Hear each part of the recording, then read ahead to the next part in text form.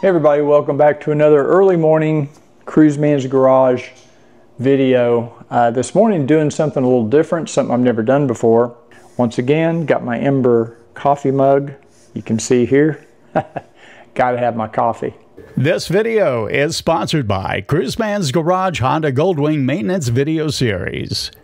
I'm doing something this morning that I've never done on a video, and I thought maybe some of you might be interested. I'm going to take the interior, or hopefully take the interior parts out of this Impulse helmet and clean the pads. I don't think I've ever removed in fact, I know I've never removed the pads. I have on the HJC and on the Arai, but I've never done it on my Impulse helmet. And I'm going to wash the interior of the helmet. It's time. It's been probably a year and a half. Now, most of you know, if you've seen me, in some of my videos, you'll notice I wear this little head scarf cap, whatever you call it. It's kind of a stretchy material. This one's from LD Comfort. I've been wearing these for years. It's kind of a helmet liner, I guess. You wear it, it goes, obviously you wear it on your head. And it does a really good job of absorbing perspiration. So it helps to keep the inside of your helmet cleaner. So you probably only have to wash your helmet pads, your cheek pads, and your headliner, I'd say half as often, if not less. Now, Bon Armor also has one of these little head caps, but it doesn't have this little tail on it. I like that little tail because it covers the back of my neck, keeps the sun off the back of my neck. And some of you may know, I have real problems with skin damage from the sun, so I'm constantly having to go to the dermatologist. I'm going to wash this along with the helmet interior. So I'm going to get this down and we'll see if we can't figure out how to get the interior parts out of this helmet. It shouldn't be that difficult, and it should be pretty similar to other helmets, I hope. Normally I would do this at the kitchen sink, but since we're doing this out in the garage, Ricky's still sleeping, so I filled up one of these little plastic buckets with some warm water and a little bit of laundry detergent, liquid laundry detergent. It doesn't take much. I don't know, maybe 3 tablespoons, 2 or 3 tablespoons. Doesn't take much for this because it's not that much water. And I will wash these in this bucket, let them sit for a while, let them soak, and then wring them out good, and then I'll go fill this up with some more clear water to rinse everything out. Normally these cheek pads will have snaps on them, and then this one looks like it's, yeah, there is a snap, a couple of snaps, and there's a Velcro. And let's see if they just come out.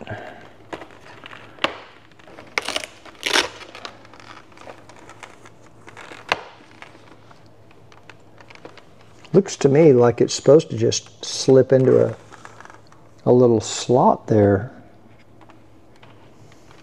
I think I'm actually going to have to go read on how to take these cheek pads out. I don't want to tear something or mess them up. See if I can get the headliner out. Yeah, the headliner. Okay, I'll go do some research and I'll come back.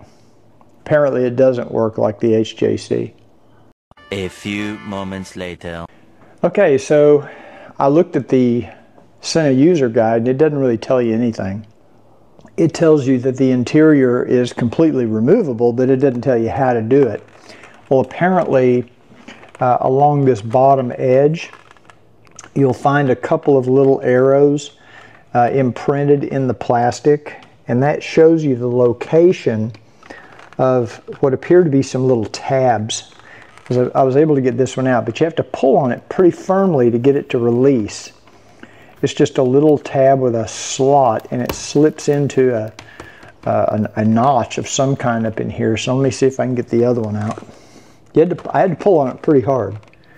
So I guess they want you to pull right in that spot. And you just have to really pull on it to get it out. That's what I did with the other one anyway. It's unsettling because you're afraid you're going to tear something. That's really in there. Now the front one, I can kind of just pull on it and get it out. See if I can get this one out. There's 3 of them. There's actually one at the rear. Also, let me try to get that out. Ah, there we go. Now they came out. Wow, those are really in there tight. This is what we're talking about. These 3 little tabs that have slots in them. And you just have to really pull on them to get them out. And there are arrows indicating on here where they're located, so you can kind of focus on those areas. And they're on kind of a piece of plastic that's sewn into the cheek pad itself. So it is a little different. Now I know how to do it, I won't be so scared of it, but let me try to get this other one out. And it's possible that after you do it, there we go. It's possible after you do it a couple of times they loosen up a little, I don't know. I'm going to go ahead and stick these in my soapy water. Let them start soaking. Kind of have to hold them under to let some of that air out of the foam. Headliner out. Okay, those look like they're just snapped. But man, I'll tell you what, they really put this thing together tight. There we go. Okay. There's the headliner. It's out. It has 2 snaps at the back, and then of course these little slots at the top front of the helmet. So I'll put that in the little pot to soak as well. And I'm going to put my little head cover in there. See if we can't start getting this stuff soaked. And I usually just mash them around a little bit, just kind of mash the water. If you kind of squeeze the foam while they're underwater, it kind of forces that soapy water to get through that pad. That's just the way I do it. I just kind of go through all these foam pieces and just kind of squeeze them with my fingers. I do not put them in a washing machine. I don't know how the plastic on these parts would work with that, so I'm not too keen on that idea. I've been wearing the helmet at least a year. Now I don't wear this helmet all the time. Sometimes I wear the HJC. I have another Arai helmet I will wear from time to time. Not very much anymore. But, so it's not like I wear this 365 days out of the year. So what I've done is I've filled this up now with clear water. Now when I took this into the house, into the sink, I went ahead and rinsed everything out, filled this bucket with clear water, and I mashed down really good and hard several times. Make sure all the soap is out. You only have to rinse it in cool water or warm water. You never really need to use hot water for any of this. Warm water is fine, even with the detergent. You could even probably do it with cold water. I'm just basically squeezing the foam. This is the final. I've rinsed it twice already. This is like the 3rd time now that I've filled this with clear water. I just want to make sure I get all that detergent out of the different pieces. And you'll know that when you go through this little rinse session and the water's pretty clear. You don't get the soapy look in the water. And it's hard to tell because this is a kind of a pink bucket, so it's hard to kind of tell that it's clear, but it is. The water is clean. I'm going to wring this headliner out. I never put any of this in a clothes dryer. I always hang them up and let them dry. I just leave them out in the garage. I have a way to hang them up out here. So, and it usually takes them a few hours to dry, especially in the summer. If it's warm out in your garage, they'll dry pretty quick. Of course, that depends on, we have a lot of humidity here, so that can take a while sometimes. And these foam pieces, you just squeeze as much of the water out as you can get. And there's this kind of a microfiber cloth, and the cloth dries out pretty fast. It's that foam you know, that foam padding, and it takes a while to release all of the water. So I'm squeezing as hard as I can to get as much of that water out of there.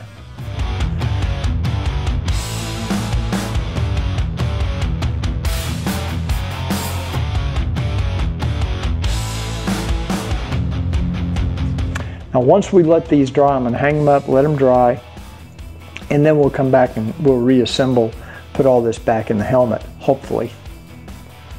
You can see where I've got these just kind of hanging up in the garage. I have just like a little bent coat hanger here. I have a pole I actually installed along my garage rail. Ricky hangs clothes out here to dry in the, you know, when it's, because we don't use the clothes dryer that much. We mostly hang everything up to dry. So I just stuck those on the ends of those poles and they'll hang right there and they'll get dried pretty quick. The next day. Oh, welcome back to day 2 of my helmet restoration, cleaning, freshening up. Yesterday we washed all the interior parts of the helmet and I allowed those to dry overnight in the garage. So they were dry this morning when I came in. I've got my little headliner, smells much cleaner, much nicer. All of these, in fact, it's really nice when you wash all of the interior pieces of your helmet, how much better it smells every time you put your helmet on, especially in the summertime. So we're going to reinstall these parts this morning, and then we're going to go over and I'm going to show you how I kind of clean and maintain the shell of the helmet. Typically we'll use water to clean the face shields on the helmet, both the clear and the sunshade. And then I've got my Aerolon show polish. We'll talk about that. I've got my microfiber rag that I use for applying polish to the clear plastics. We'll talk about that. And I've got my Ember coffee mug, which keeps my coffee hot for up to 2.5 hours. And I have links to all this stuff in the description of the video if you're interested. So don't worry about that right now. Just relax and enjoy this part of the process. Now, generally speaking, I'm going to try to put everything back inside the helmet in basically the reverse order of how it came out. And so I'm going to start with the headliner. And as I recall, there were 2 little snaps back here in the back. So I need to locate those little holes. Yeah, they're right here. There's a couple of little holes on each side that will snap into. So I'm just going to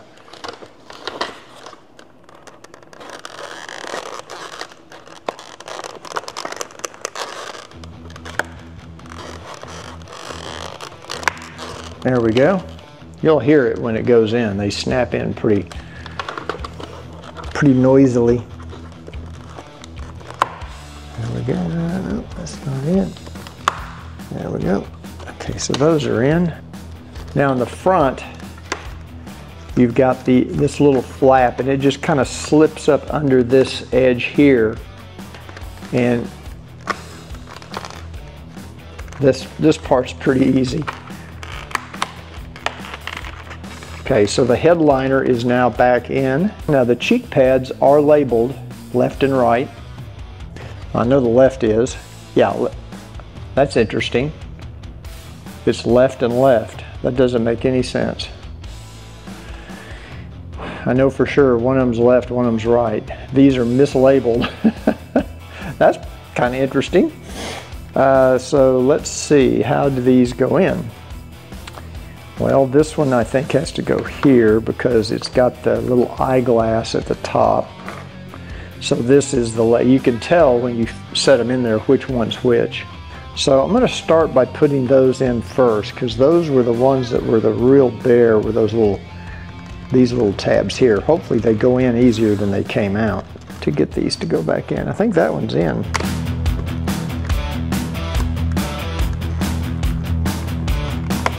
That one's in, and that one's in. Okay, so they went in much easier than they came out. You have to really pull on them to get them out. Make sure you've got your chin strap, And then this, that's in there, snaps in pretty easily. And that one's in. Okay, so our left side cheek pad is in and complete. Let's do the right side.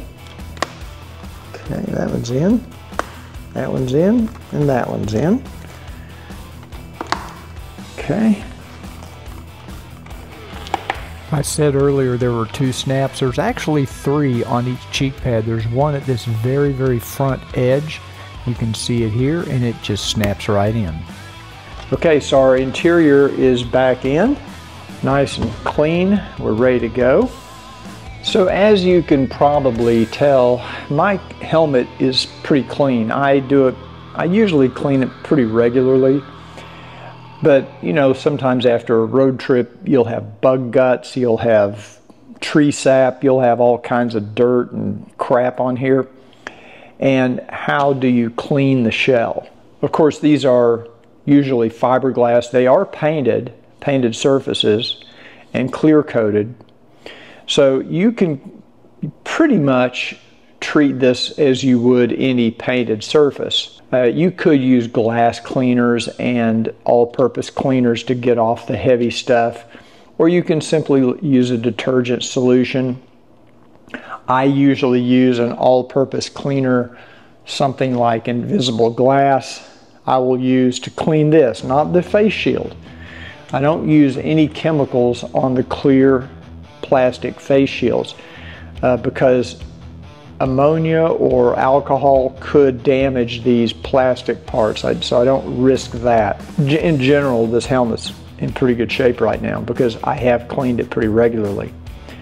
Sometimes I'll just use water. I'll use my sprayer and I'll just wash it down, use a microfiber to clean it off. When it comes to these other parts, I will periodically use my Airlon show polish. Now, I have a link to this. There's a lot of polishes out there on the market. They're specific for plastics. I've just always had extremely good luck with this. It's a very, very mild polish. I've never had it scratch. You're more likely to scratch your face shield with a aggressive microfiber cloth than you are this polish. This polish you can use on just about anything. I've even used it on the clear dash lens on my Goldwing. But you can use this on the entire helmet. And it does have a little bit of a wax in it, so after you've polished it, it does have a wax, so it will help repel water. And I'm just going to put a little bit on one of these. Now this cloth is specifically for glass, and I've found it to be one of the better. It doesn't take much of this polish, by the way. It only takes a little bit. I actually probably got too much. But you'll see as I rub it, it gets those little pieces of bug off or whatever's on there. And I'll just go around the whole helmet.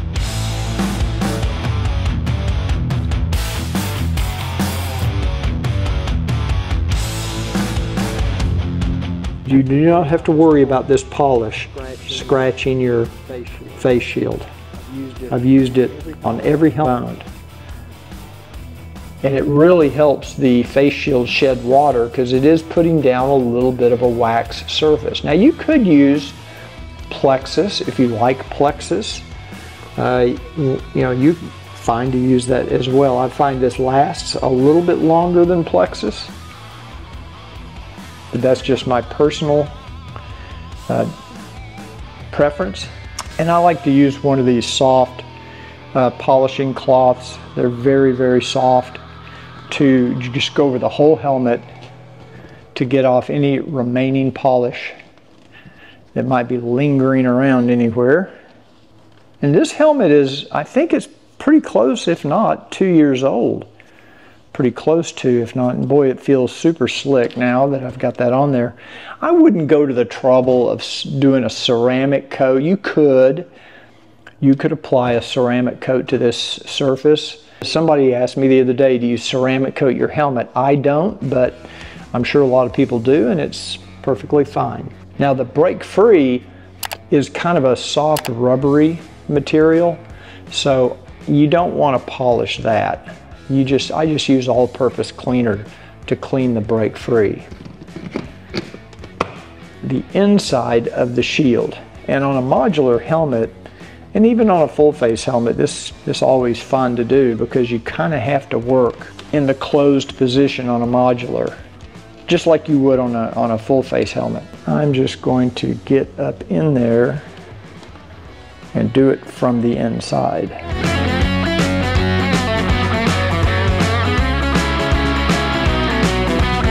And you will be surprised how dirty the inside of your face shield gets.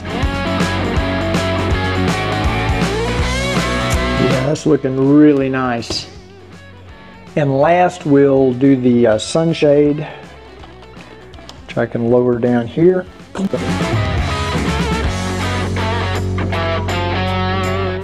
Okay, and that is my, that's how I clean my helmet and how I maintain my helmet. So if you have any questions, make sure you put them in the comments. And if you like this video, please give it a thumbs up. That does help the YouTube channel out. Ride often, but ride safe.